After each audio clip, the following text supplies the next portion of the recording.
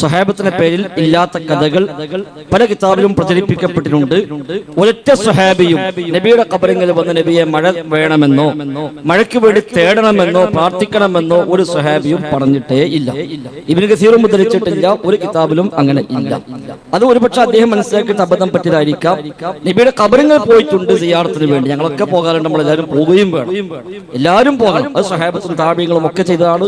അത് ഇവിടെ വിശാദത്തിനും പറഞ്ഞു ഖബർ സിയാറത്ത് സുന്നത്താണ്, നബി തങ്ങൾ പഠിപ്പിച്ചതാണ്. അലാ ഫസൂറുഹാ, നിങ്ങൾ ഖബർ സിയാറത്ത് ചെയ്യണം, അത് സുന്നത്താണ്. മരണം ഓർക്കാനാണ് ഖബർ സിയാറത്ത്. ഇവിടെ ആക്ഷേപിച്ചത് ഖബർ സിയാറത്തിന്റെ മറവിൽ തൗഹീദിന് വിരുദ്ധമായി ശിർക്കൻ വിശ്വാസങ്ങൾ കൊണ്ടെടുക്കുന്ന ധാരാളം പ്രവണതകൾ സമൂഹത്തിലുണ്ട്. അതുകൊണ്ടാണ് അതിനെയാണ് ആക്ഷേപിച്ചത്. അതിനെയും ആക്ഷേപിക്കുകയും ചെയ്യും. കാരണം അത്തരം ഖബർ സിയാറത്തല്ല. രോഗം സുഖപ്പെടാൻ, സന്താനം ഉണ്ടാകാൻ, കടം വീടാൻ, ജോലി ശരിയാവാൻ, വിസ കിട്ടാൻ ഒക്കെയായി ഖബറിൽ പോകുന്ന രീതി, അങ്ങനെ രീതി ഇല്ല. ഖബറിൽ പോകൽ